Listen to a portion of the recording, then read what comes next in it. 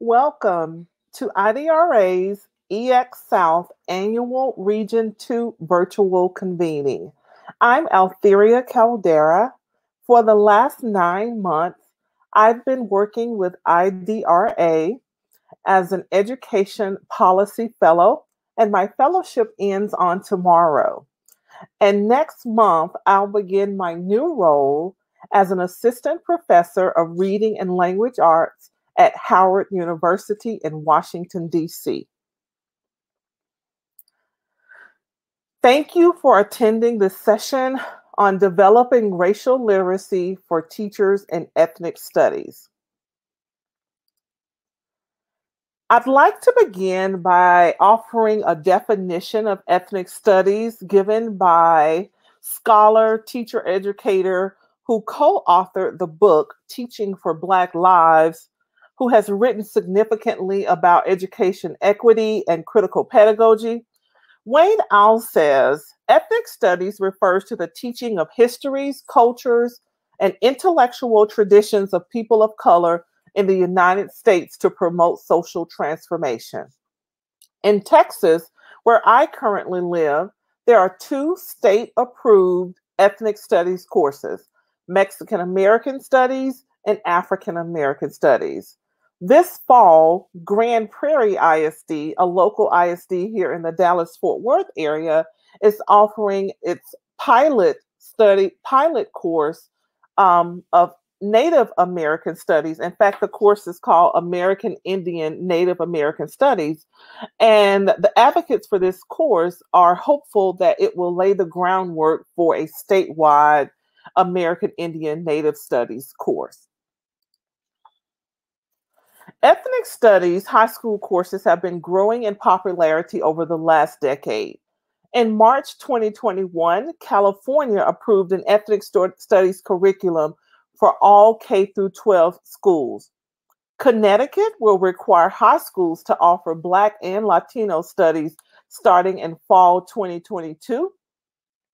And Indiana, Nevada, Oregon, Texas, Vermont, and Washington, and Virginia was one of the last ones to add, um, have already drafted standards for an ethnic studies course or authorized and in some case mandated ethnic studies courses. It's important to point out that while many states are beginning, not many, a handful of states are beginning to offer ethnic studies courses, in most cases, these courses are not required. They're offered as electives. Recently, here in Texas, the state legislature failed to adopt a law that would allow students to take African American studies and Mexican American studies, uh, ethnic studies courses as requirements for their to meet their social studies credits requirement. So students have to take them as electives and are limited in other electives they can take as a result. Whereas we would like for them to be able to use their ethnic studies courses as social studies credit. And that is not the case right now. So I'd like you to answer the question in the chat. Does your state have a teacher certificate for ethnic studies? If you don't mind, just go to the chat and just write yes or no. Because although several states now offer ethnic studies courses, I'm curious about how many states are offering a teaching certification in ethnic studies.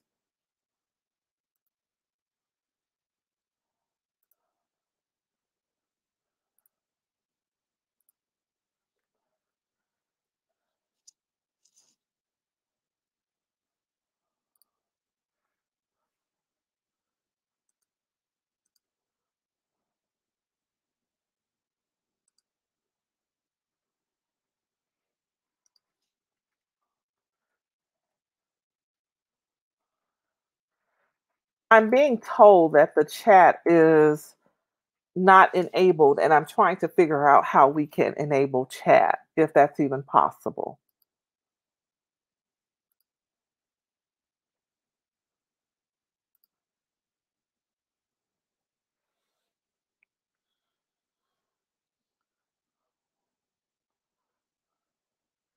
Okay, perhaps it is not possible. Oh, I'm hearing that it works now. So, does your state offer an ethnic studies course? And you can type yes or no. And if you'd like, you can tell us what state you're in.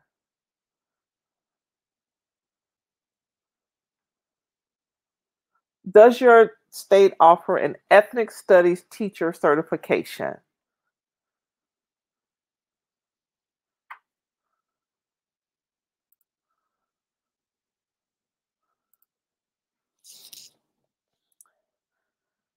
So, although Texas offers two ethnic studies courses, Mexican American studies and African American studies courses, we do not currently have a teacher certification for ethnic studies. Teachers of ethnic studies courses must hold a secondary social studies certification, but they are not required to have any sort of expertise in ethnic studies or in African American studies or Mexican American studies. And you might be thinking that's a bit problematic because teachers need to have some level of knowledge in these particular cultures in order to be able to teach these courses. Perhaps if you're thinking like I'm thinking. Some states are, however, beginning to offer an ethnic studies major that is accompanied by teacher certification.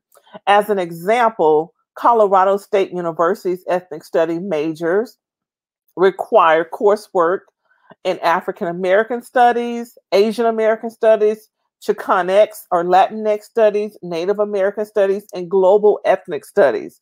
And those requirements are here in this the center column of this slide. And I'm thinking that as other states begin to offer ethnic studies courses, that universities will respond accordingly and start offering ethnic studies majors for teacher education majors.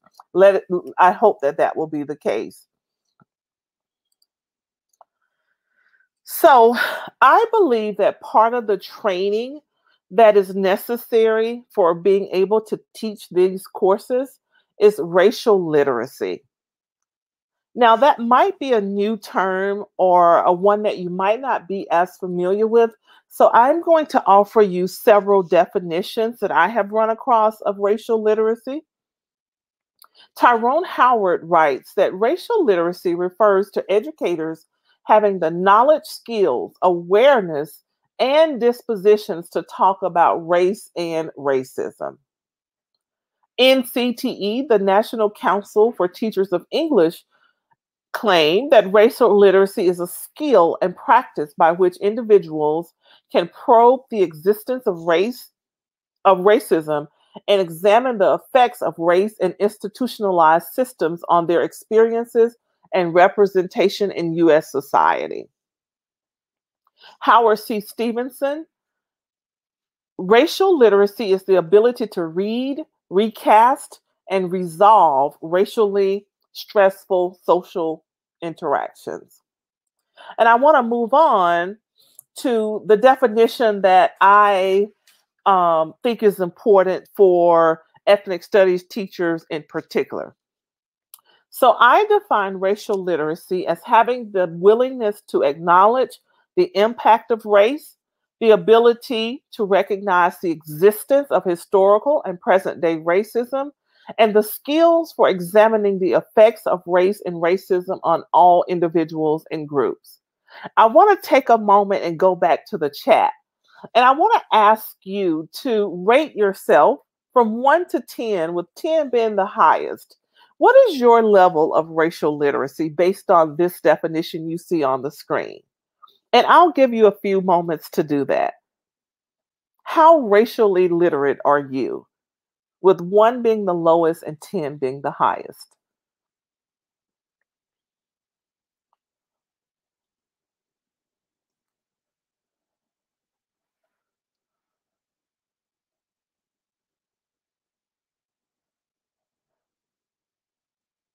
Thank you, Teresa, for responding. Charla says she's an 8. Thank you for being here. Carla says she's an 8.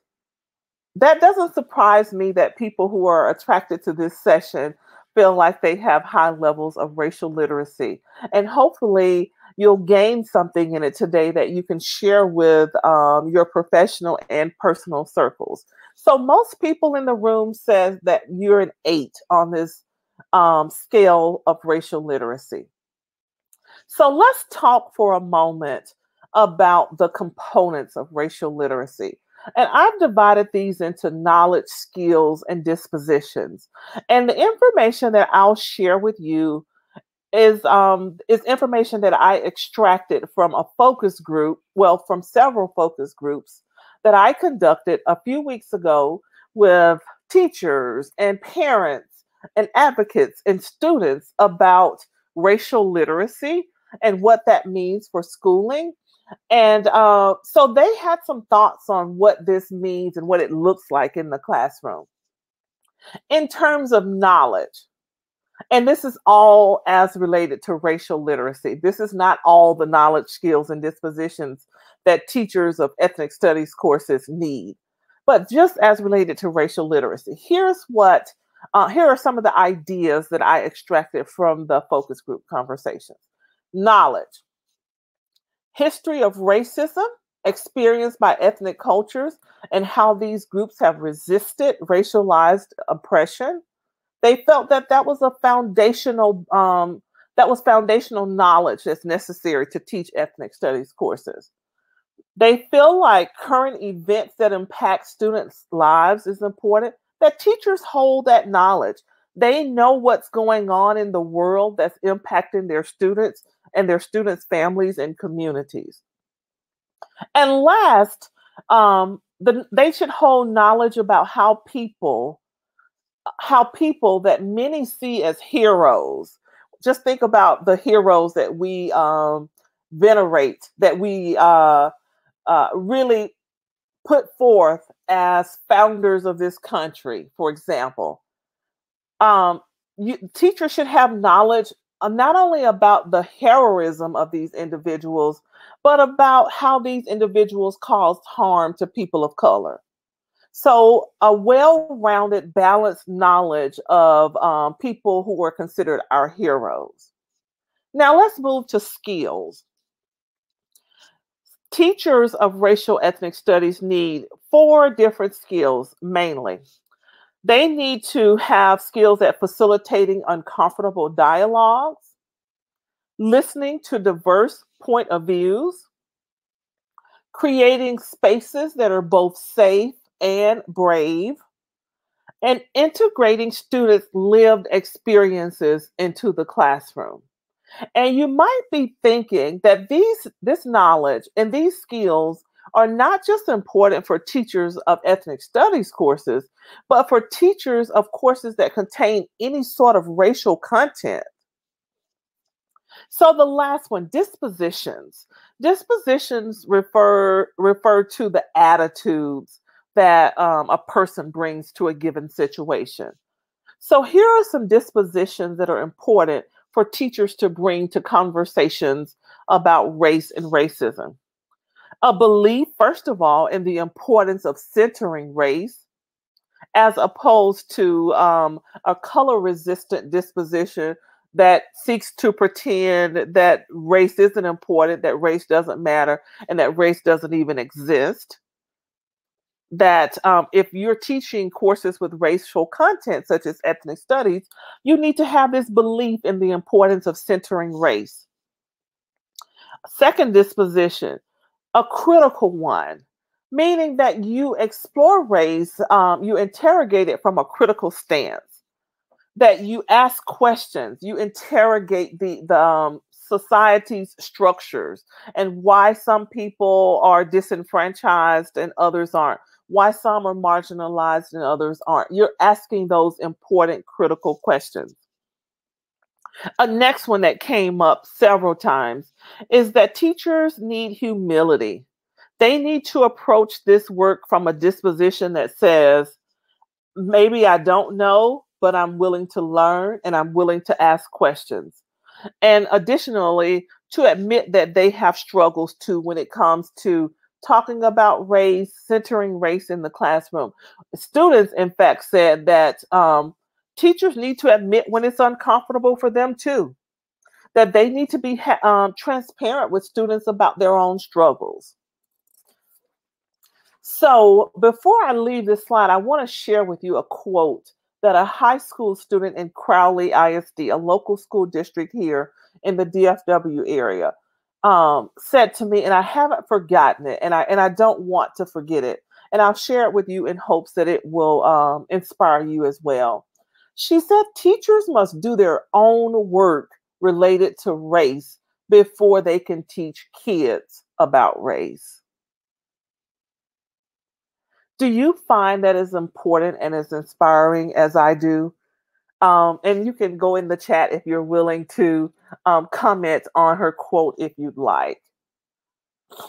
Teachers must do their own work related to race before they can teach kids about race. Charla is asking, are the slides supposed to be navigating? Yes, Charla, you should be on slide 9 now. Are you not?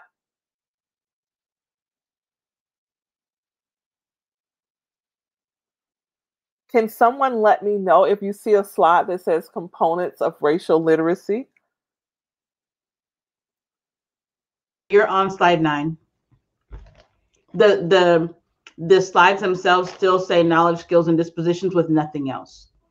Oh, okay. That's correct. That's what it should be. Thank you. Thank you.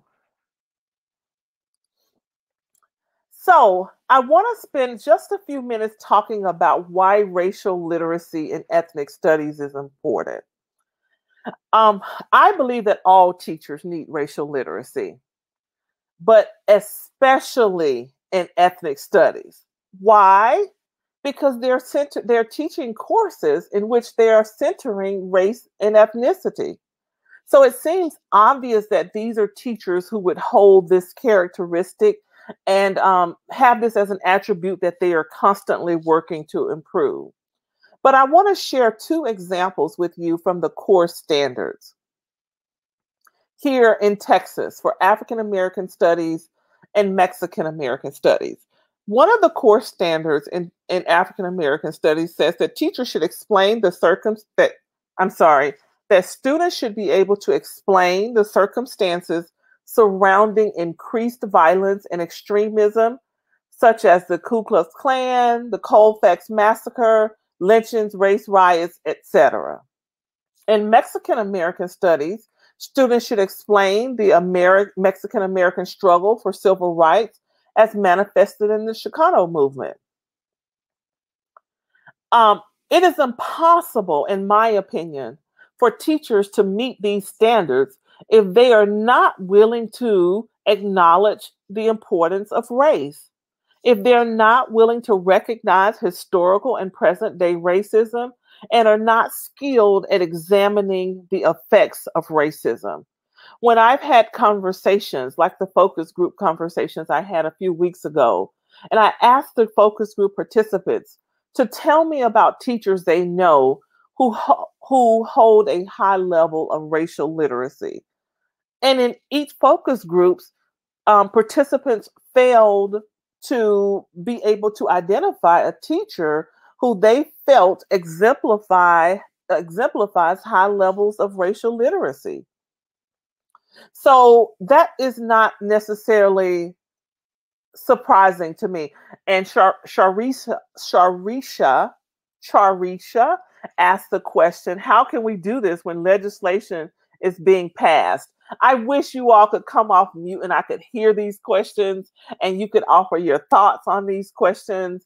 But that is an important one, Charisha, because this is one of the things that this SB 3, the bill that just passed 2 weeks ago, is seeking to limit teachers' ability or teachers' freedom or autonomy to have these kind of conversations in the classroom. And my response to those who are interested in how this bill will affect their teaching of these courses is this. This bill does not require the State Board of Education, or TEA, to change the TEKS related to ethnic studies at all. This bill does not require changes to the standards for African American studies, and it does not require changes to the standards for Mexican American studies. So if you're a teacher of one of these courses, just know that you should continue to teach the standards as outlined in the current TEKS. And I hope that helps to clarify a bit. But yes, that is a great question and one that's important to pay attention to. So I want to show a few examples of what I consider to be malpractice in teaching that have happened just over the last year. And these are just a few of the examples that I have of several that I have. And I'll stop talking just to give you a minute to read the headlines of malpractice.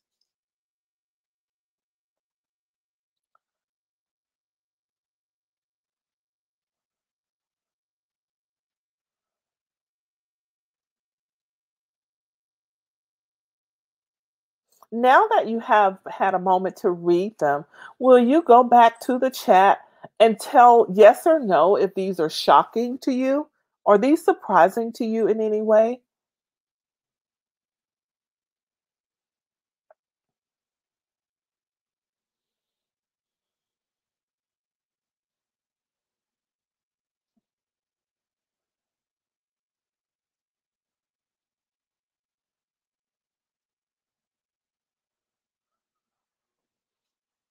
Very good question. Why are they doing this?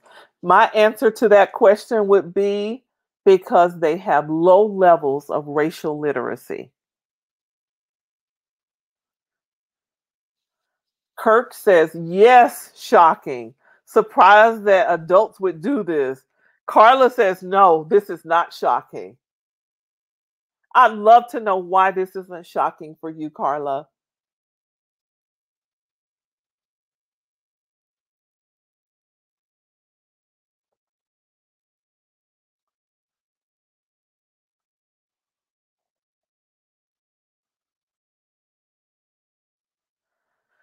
So let's go on, and I have a question I'd like to pose to you about those instances of malpractice. Which do you think these teachers are lacking? Do you think they're lacking number one, two, or three? And you can answer in the chat.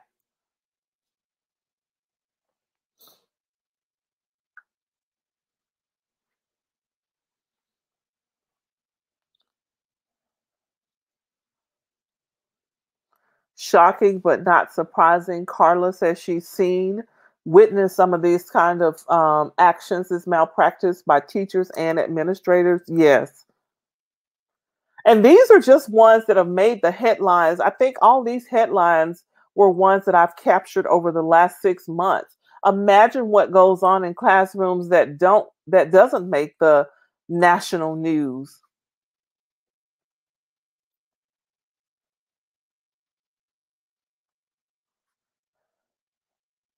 So in those examples that you just saw, I'll go back just for a second.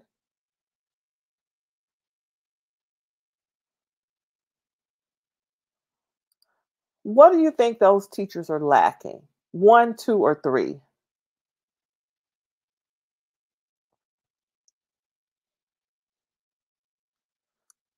And I'll go to the chat.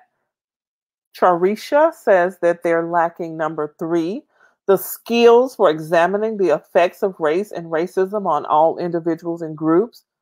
Definitely, they don't know how to examine racism. What I have found by looking at these examples is that most teachers are not skilled at teaching about slavery, for sure, among other things, but definitely they don't know how to teach about slavery. And Carla made a good point in the chat. If you all are reading, they're lacking self-knowledge and understanding of their privilege. I wish I could have her to share more about that. Kirk says that they're lacking number one, two, and three. David says that they're lacking a bit of each. Yeah, but we definitely know that these are teachers, the teachers who are doing lessons like you see here on this slide. We know that those are teachers who are lacking or have low levels of racial literacy. So, whose responsibility it is before we get to the next one?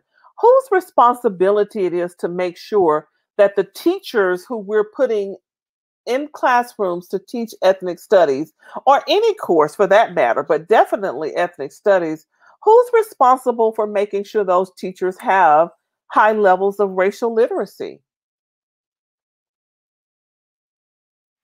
If you want to go in the chat and answer that question, that would be great.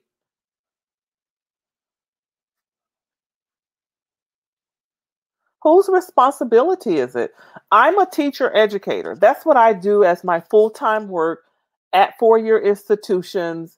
Um, I teach teachers. I teach students who are either pre-service teacher or in-service teachers. Is it teacher educators, the universities, or teacher prep programs who are sending teachers out into the workforce? Who's responsible? Administration, school leaders, all educators, district administrators. Whose responsibility is it to make sure that teachers have high levels of racial literacy? And that's a question I want you to leave thinking about today. So, I want to spend just the next 5 minutes talking about things to don't that teachers of ethnic studies courses should not do when teaching ethnic studies. And there are 5 things that I want to emphasize here. And I hope you'll forgive me for choosing words that all end in the same suffix, if you will. I'm an English major and writer at heart, so I'm attracted to words and language. And so I chose these 5, and they all make sense, right? So, one thing that teachers of ethnic studies courses shouldn't do is trivialize. And that's what we often see. Trivialize means to make events seem less important or to reduce their complexity. There's one example of teaching malpractice that I didn't include on the slide, but is terrible for me, and it's called the Scramble for Africa, right? Like they have students to play this game as if they're colonizers and they have to choose which African countries are going to make them most rich. That to me is a perfect example of the way important historical events are made less important or reducing their complexity. Minimize is similar, but minimize refers to the impact. It's when teachers lessen the severity of the impact or make these things seem not as harmful as they actually are. Next one, traumatize. Traumatize, and sometimes is re-traumatized because we know students of color are traumatized at home in their communities and out in US society in general. So sometimes it's not traumatized, it's re-traumatized. But to inflict harm through poorly selected materials and activities, having students to do yoga slave poses, for an example, is an example of something that can re-traumatize students because that activity was poorly selected. And it shows insensitivity to students' lived experiences and the experiences of their communities. Essentialize. These are don't do's, by the way. Keep in mind. Don't essentialize. And that means to believe that certain cultures have in their inherent or natural qualities that are unchanging and invariable. Essentializing leads to stereotyping. The one that first comes to mind for me is the belief that all Asian children are smart or high achieving in math. We've made a characteristic essential or inherent to this population of students, right? Make it a fixed characteristic that is essential or unchanging. Don't do that. Last one, tokenize. To point out a single person or a token who symbolically represents the entire culture to prove the existence of fairness and to avoid criticism of these oppressive structures. It's important that if you're teaching ethnic or cultural studies courses, that you don't do these things. So now that we've talked about the don't do, I'd like to go on to the things that you should do if you're teaching ethnic studies. You should humanize. Make sure that individuals of all cultures are seen as human beings with a range of emotions and experiences. And I should probably add to not make certain groups seem superhuman. Oh, they're tough so they can take it. This group of people have endured so much. They're like supermen and women. No, just humanize. The next one, historicize. Give appropriate and accurate historical content. And that one is really important if you're teaching courses in African American history, for example. Don't just talk about an event without putting it in the proper historical context. Next, personalized. Connect history to students' lives as individuals and groups. Make it connect for them. And most teachers are taught in some way that we should do this. We should make it relevant. Well, that's what I mean by personalizing. Democratize. Make sure that students know that know their civil rights in a democratic society, that they are equipped to be civically engaged. And last one, energize or inspire. Don't forget that one of the goals of ethnic studies is social transformation or reconstruction of society to bring about equity. Students should leave these courses inspired to work towards social transformation. Going to the chat.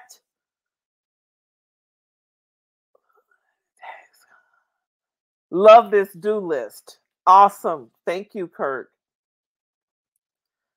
So I'd like to summarize what I've talked about a little bit. And I was hoping to leave a few minutes at the end for us to have some conversation.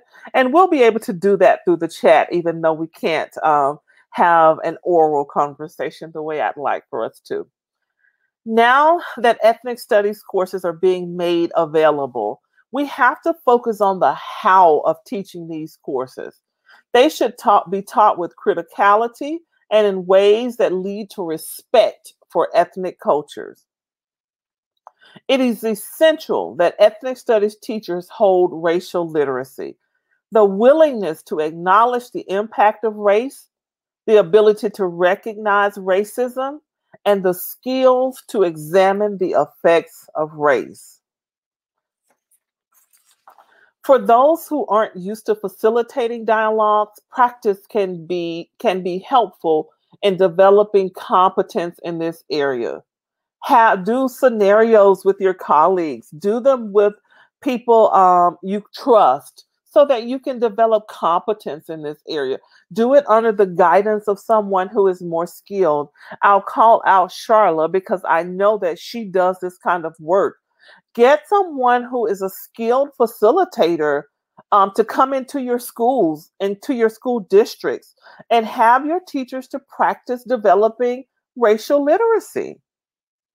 And Charla does that as a consultant, and I'm sure she does it as well as an administrator. As a reminder, we must never forget that these courses are about prioritizing the cultures of our children. They are worth it. They must be the reason that we commit to strengthening our racial literacy, not because it's something that's cute or the next in thing or the hottest topic in education right now. If your desire to improve in this area is not rooted in the fact that you are committed to our children's humanity and to their future, your work won't be authentic. It must be rooted in your value for our children's worth. So I'll open up now for you to ask any questions or make comments in the chat. And I'll pay attention and bring those out and comment on those. So let me stop talking and give you a moment to do that now. Yes, Damaris, our children deserve it 100%. And Charisha, I definitely think that it's worth it to look at HB SB3, the bill that just became that was just passed out of the legislature, because supposedly this bill, the first whole half, the first page of the bill is focused on strengthening civics education, but you might have questions about what that looks like in reality. Um, if we're strengthening civics. Charlotte says she loves the do's and the don'ts. Definitely. I think they're important. Any states have whiteness studies? No, no. And really, I don't even know if it's possible to really focus on ethnic studies the way that we should without talking about whiteness. I'm teaching a course this fall on the history of racism. I can't teach that course on the history of racism without having dialogues about the role that whiteness plays in sustaining and perpetuating racism against people of color. I'm going to write that down as a note, Kirk, because that might come up another time that whiteness is an essential. Is that what you're saying? That whiteness is an essential part of ethnic studies?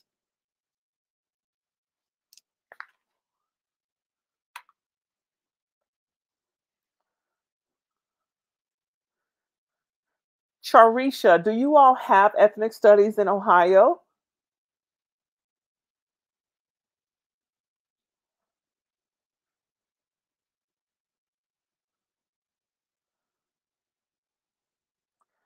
Damaris asked me to speak on ethnic studies being offered in the elementary setting.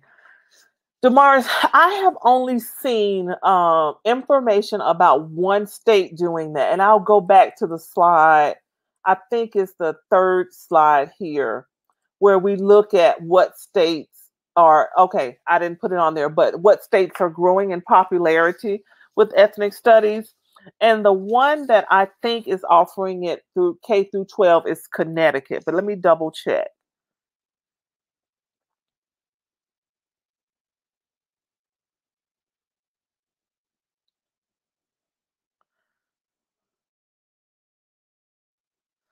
And California approved an ethnic studies curriculum for all K through 12 schools, but that's really rare, like super rare. And because of that, students don't get the opportunity to learn more about these cultures and histories until high school, because we know for sure that they're not embedding them in the general history and social studies courses, which is why our ethnic study courses are so important. Oh, thanks for these resources. Kirk, Playing in the Dark, Whiteness and the Literary Imagination by Toni Morrison. Yeah, and sometimes I just did a presentation on African American studies here in Texas, and learned that although Texas approved its African American Studies course last April, and it is now being offered in Texas high schools, would you all guess what percentage of school districts, not schools themselves, but districts are offering African American studies? It was approved last May, so a year ago. What percentage of districts do you think are offering African American studies on the high school level? Go to the chat and just guess.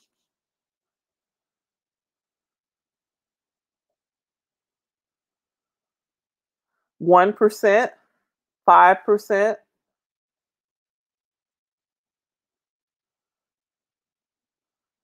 Isn't it something to have a class, a course like this on the books, but so few districts are offering it?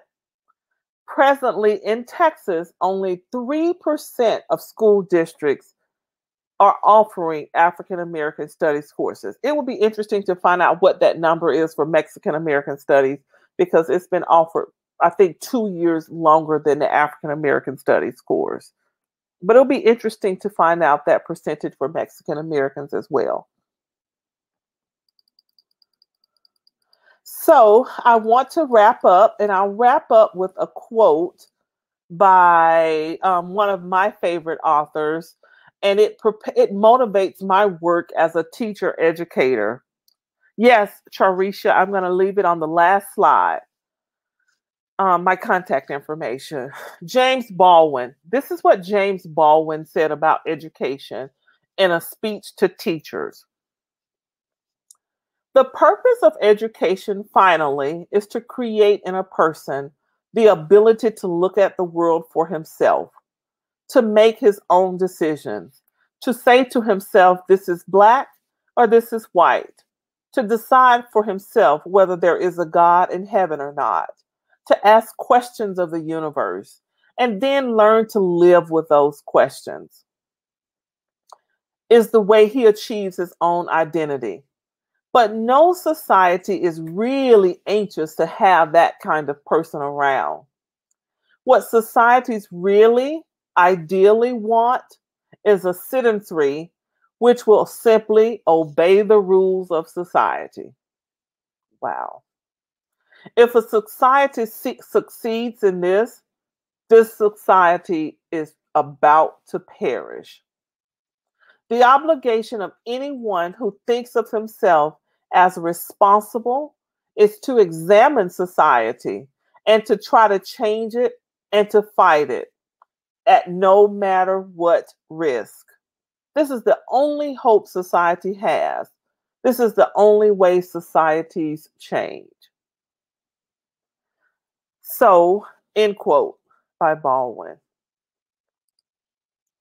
Here is my contact information. My email address is here, and you can follow me on Twitter. I'm a new Twitter user, so I'd love to have more followers. Kirk, did you link the quote from James Baldwin here, or is that something else? Good news. Carla, I'm going to do that research and find out what percentage of school districts offer Mexican American studies. It would be a shame if it's less than 1% when Mexican Americans or Latino children make up the majority of the student population right now in Texas public schools. That would be really disappointing. So if you have no more questions, feel free to follow up with me if you want to continue this conversation. And I thank you so much for your attention. I thank you for being engaged in your presence. And I hope that you gained something from the session that will impact the work you do. And please feel free to share this information with others who you think might be interested. So if you all have more comments, I'm going to be around and I'll be reading the chat, or more questions. Please don't hesitate to go in the chat and do so. You're welcome, Carla.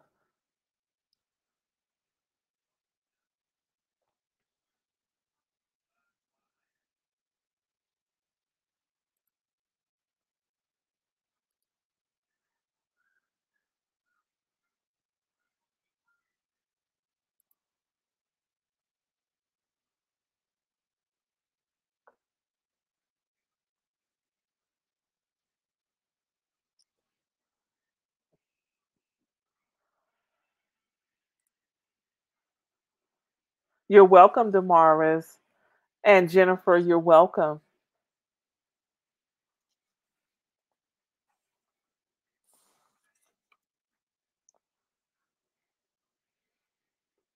Thank you, Zahira. You're welcome. Thank you for being here.